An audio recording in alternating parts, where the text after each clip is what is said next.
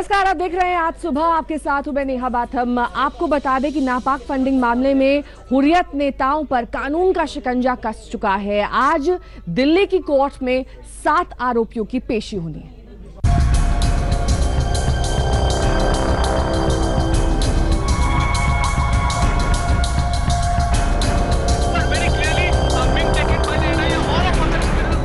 आज तक के सबसे बड़े खुलासे का सबसे बड़ा असर दिखा सोमवार को, जब देश के इन दुश्मनों को कानून के शिकंजे में ले आई देश की सबसे बड़ी जांच एजेंसी NIA।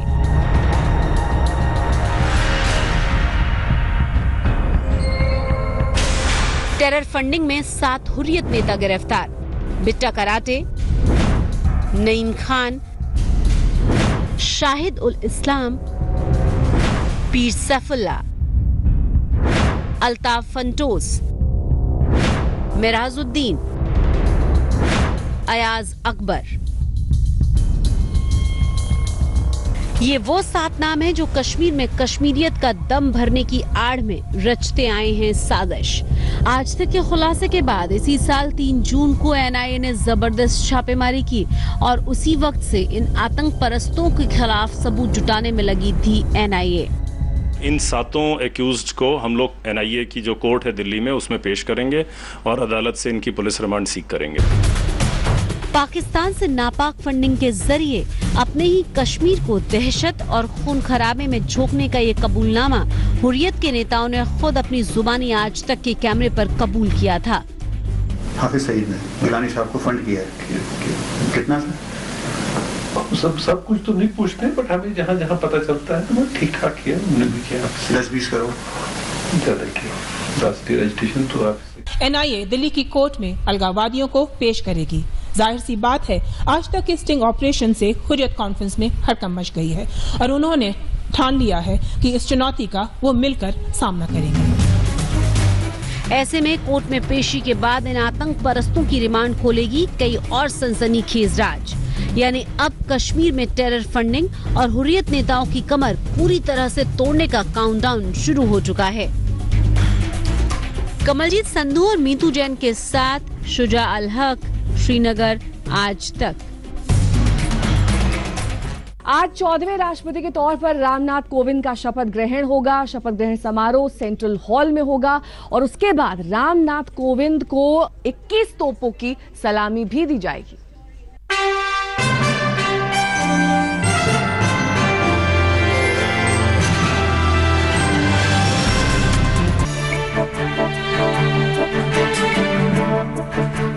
देश के गरीब दलितों की आवाज के तौर पर देश के पहले राष्ट्रपति बने रामनाथ कोविंद अपनी नई जिम्मेदारी का आगाज राष्ट्रपिता महात्मा गांधी के आशीर्वाद के साथ करेंगे। कोविंद आज सुबह 10:30 बजे बापू की समाधि पर जाएंगे। इसके बाद वहां से वो सीधे राष्ट्रपति भवन पहुंचेंगे, जहां वो प्रणब मुखर्जी से मुलाकात करेंगे। सुबह 11:45 पर कोविंद और प्रणब मुखर्जी संसद भवन पहुंचेंगे। दोपहर 12:15 पर सेंट्रल हॉल में रामनाथ कोविंद राष्ट्रपति पद की शपथ लेंगे। भारत के चीफ जस्टिस उन्हें शपथ दिलाएंगे। शपथ ग्रहण पूरा होते ही राष्ट्रपति कोविंद को 21 तोपों की सलामी दी जाएगी। दोपहर 12:30 बजे शपथ ग्रहण के बाद नए राष्ट्रपति रामनाथ कोविंद का भाषण होगा। दोपहर 1 बजे कोविंद पूर्व राष्ट्रपति प्रणब मुखर्जी के साथ राष्ट्रपति भवन लौटेंगे, जहां नए राष्ट्रपति कोविंद को भव्य गार्ड ऑफ ऑनर दिया जाएगा। इसके बाद राष्ट्रपति कोविंद पूर्व राष्ट्रपति प्रणब मुखर्जी को उनके नए सरकारी आवास 10 राजाजी मार्ग पर छोड़कर वापस राष्ट्रपति भवन लौटेंगे। आज तक ब्यूरो। नमस्कार, आप देख रहे हैं आज सुबह। आपके साथ हूं मैं नेहा बाथम। आज सुबह में सबसे पहले बात करेंगे किस तरह से बारिश और बाढ़ ने लगभग आधे हिंदुस्तान में तबाही मचा रखी है। सबसे ज्यादा बुरा हाल गुजरात और राजस्थान और बनासकांठा में अब तक 5 से 7 फीट तक बारिश हो चुकी है और ऐसे में वहां पर हाहाकार मचा हुआ है। राहत और बचाव का काम जारी है, लेकिन इसके बावजूद अब तक 70 लोग अपनी जान गंवा चुके हैं।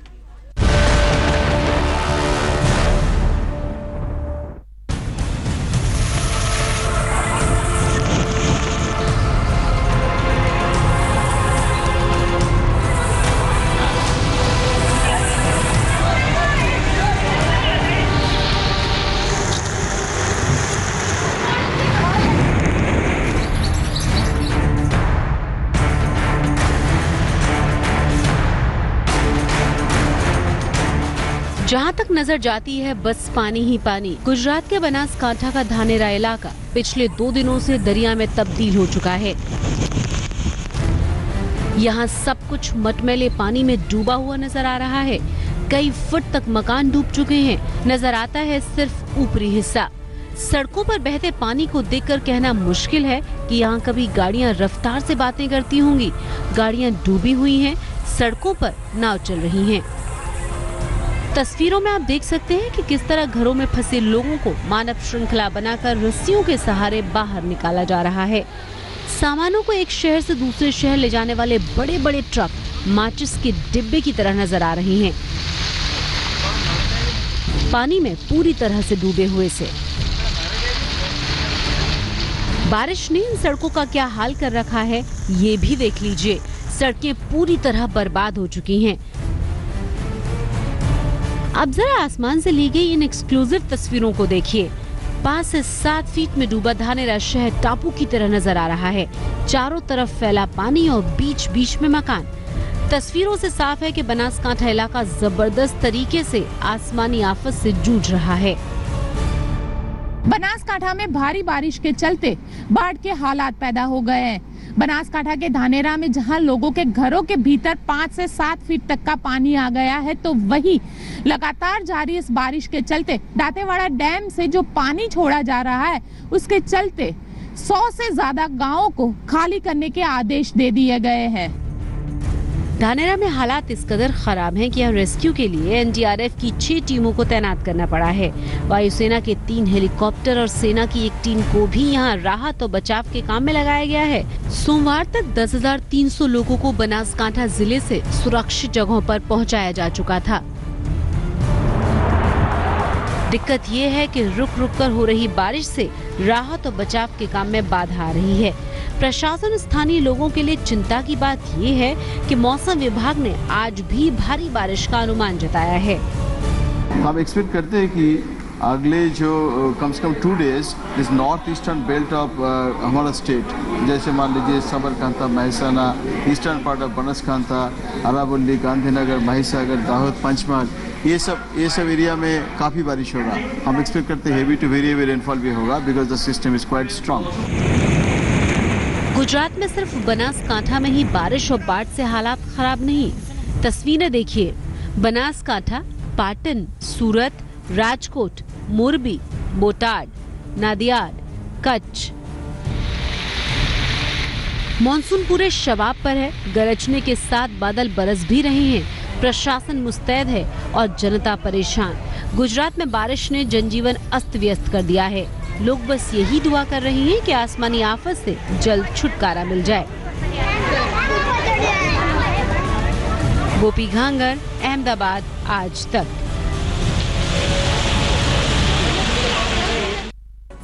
गुजरात में जिस पैमाने पर बारिश हो रही है उससे वहां पर भीषण तबाही मच सकती थी, लेकिन मौसम विभाग के अनुमान के मुताबिक वहां पर गुजरात सरकार वक्त पर राहत और बचाव का काम शुरू कर चुकी है, जिसकी वजह से एक जो बड़ी तबाही मच सकती थी वो रुक गई है। देखिए गोपी घांगर की ये रिपोर्ट।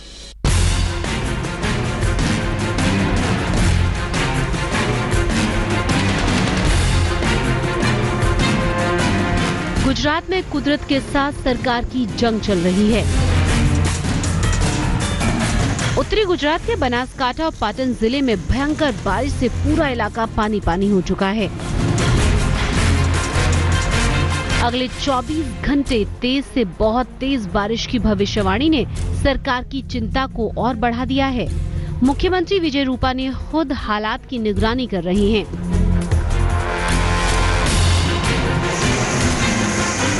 भारी बारिश के बीच रूपानी हालात का निरीक्षण करने के लिए पालनपुर पहुंचे। आपको बता दें कि पालनपुर गुजरात के उन कुछ इलाकों में है जहां बारिश की सबसे ज्यादा मार पड़ी है। तस्वीरें देखिए। पालनपुर रेलवे स्टेशन का बारिश ने क्या हाल कर दिया है। रेलवे ट्रैक पर पानी भरने की वजह से राजधानी और आगरा एक्सप्रेस को मेहसाणा में रुकना पड़ा। बाद में राजधानी को वापस अहमदाबाद लौटा दिया गया। रूपानी का दावा है कि सरकार पूरी तरह से चौकस है और राहत और बचाव की हर मुमकिन कोशिश कर रही है। हमारी मशीनरी काम में लगी है, लेकिन हैवी रेनफॉल उत्तर गुजरात में यानी कि नॉर्थ गुजरात में अभी चालू है। परिस्थिति को नज़रअंदाज हम नहीं कर रहे हैं। परिस्थिति पर पूरी नज़र रखते हुए तंत्र ऊपर से नीचे तक, कलेक्टर, तहसील, गांव तक ये पूरी व्यवस्था में सब लगे हुए हैं। एनडीआरएफ की 4, एसडीआरएफ की 2, एसआरपीएफ की 2 टीमें राहत और बचाव में लगाई गई हैं। इसके अलावा नावों के साथ सेना के 60 जवानों को भी लगा दिया गया है। उत्तरी गुजरात में सोमवार को 1000 से ज्यादा लोगों को रेस्क्यू किया गया था, जबकि करीब 15,000 लोगों को सुरक्षित जगहों पर पहुंचा दिया गया।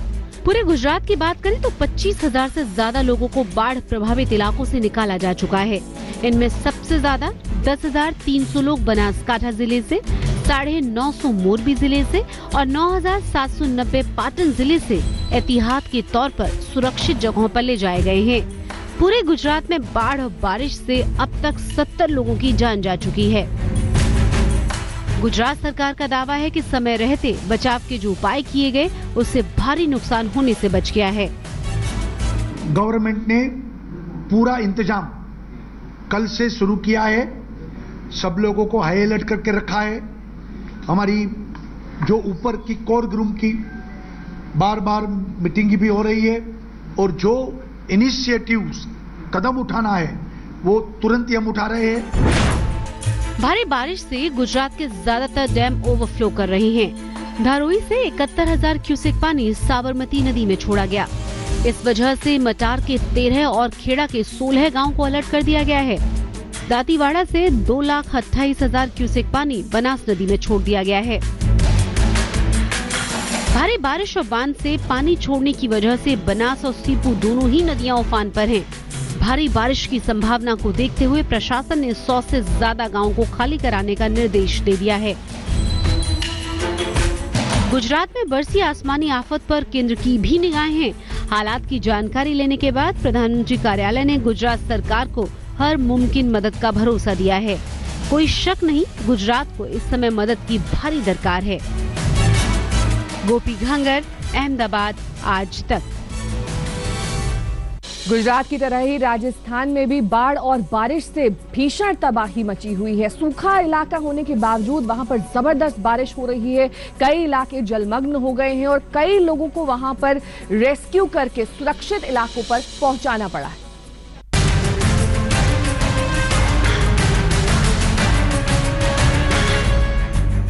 रिहायशी बस्ती जब दरिया में तब्दील हो जाए तो कुछ ऐसा ही मंजर दिखता है। राजस्थान में पिछले कुछ दिनों से भारी बारिश हो रही है। बारिश के पानी से पाली जिले का धूला गांव टापू बन गया है। गांव में 10 फीट से ज्यादा पानी भर गया है। लोग छतों पर शरण लेने के लिए मजबूर हैं। एनडीआरएफ की टीम राहत और बचाव के काम में लगी हुई है। 50 से ज्यादा लोगों को बचाया जा चुका है। भारी बारिश से जिले का सबसे बड़ा जवाई बांध ओवरफ्लो हो रहा है। सुकरी नदी में तेज बहाव के चलते जालौर रोहत सड़क बंद हो चुकी है। बेड़ा नदी भी पुल के ऊपर बहने लगी है। सूखे जिलों में पहले नंबर पर शुमार जालौर जिले में पानी ही पानी नजर आ रहा है। जिले के दर्जनों गांव में लोग बाढ़ में फंसे हैं। जिला प्रशासन के साथ साथ एनडीआरएफ और सेना भी लोगों की मदद में लगाई गई है। सड़कों पर पानी भर जाने से कई गांवों के बीच संपर्क टूट गया है। जोधपुर एयरफोर्स के हेलीकॉप्टर्स ने 2 बार उड़ान भरी, लेकिन मौसम खराब होने की वजह से बीच रास्ते से ही लौटना पड़ा। मेडला इलाके में पुलिस की जीप भी एक नाले में बह गई। गनीमत ये रही कि गांव वालों ने पुलिस अधिकारी और 2 अन्य लोगों को सुरक्षित निकाल लिया। जिल के बागोड़ा गांव में एक स्कूल शिक्षक की पानी में बहने से मौत हो गई। जोरदार बारिश की वजह से जोधपुर भीलडी रेल रूट को बंद करना पड़ा है। रेगिस्तानी जिले बाड़मेर में भी सैलाब कहर बरपा रहा है। समदड़ी कस्बे के जेठंतरी में लूणी नदी में कल 10 लोग बाल बाल बच गए। नदी में ऑटो पलट गया था, जिसे ग्रामीणों ने बड़ी मशक्कत से पानी से निकाल लिया। उधर बाड़मेर के बिशाला गांव में अचानक आए पानी के तेज बहाव में 4 गाड़ियां बह गईं। हादसे में 2 लोगों की मौत हो गई। 17 लोगों को सुरक्षित निकाल लिया गया। ये लोग एक शोक सभा में शामिल होने जा रहे थे। माउंट आबू में भारी बारिश के चलते पर्यटकों को भारी परेशानियों का सामना करना पड़ रहा है। भारी बारिश से हो रहे भूस्खलन से कई सड़कों को बंद करना पड़ा है। सिरोही के जीडवाला तीर्थ स्थल पर भारी बारिश के चलते दीवार ढह गई। भारी बारिश के चलते बड़े पत्थर गिरने की भी कई घटनाएं सामने आ चुकी हैं। आज तक ब्यूरो। झारखंड भी भीषण बारिश की चपेट में है। यहाँ पर भी कई इलाके जलमग्न हो चुके हैं। आपको दिखाते हैं सिद्धपीठ रजिरप्पा मंदिर का हाल, किस तरह से ये जलमग्न हो चुका है और जो उस तक पहुंचने का रास्ता है वो भी इस वक्त पानी में डूबा हुआ है। झारखंड में रामगढ़ के प्रसिद्ध सिद्धपीठ रजरप्पा मंदिर पर बाढ़ आफत बनकर आई है। आप पानी की रफ्तार देखकर बाढ़ का अंदाजा लगा सकते हैं। मंदिर के चारों ओर पानी ही पानी नजर आ रहा है। सैलाब के बीच मंदिर टापू में तब्दील हो चुका है। मंदिर आने के लिए श्रद्धालुओं को सैलाब को पार करना पड़ रहा है। कई दिनों से हो रही लगातार बारिश के चलते छिन्नमस्तिके मंदिर की सीढ़ियों तक पानी पहुंच गया है। मंदिर परिसर के पास के प्रसाद की दुकानों को लोग खाली करने में लगे हुए हैं, जिससे नुकसान को कम किया जा सके। मंदिर समिति भी लाउड स्पीकर से लोगों को दामोदर और भैरवी नदियों के संगम पर नहीं जाने की सलाह दे रही है। भारी बारिश से दामोदर और भैरवी नदियां उफान पर हैं। बढ़े जलस्तर के बावजूद लोग अपनी जान जोखिम में डालकर उफनती हुई नदी को पार कर रहे हैं। आज तक ब्यूरो। वक्त एक छोटे से ब्रेक का हो चला है। ब्रेक के उस पार दिखाएंगे आपको कुछ और खबरें। बने रहिए हमारे साथ, देखते रहिए आज तक।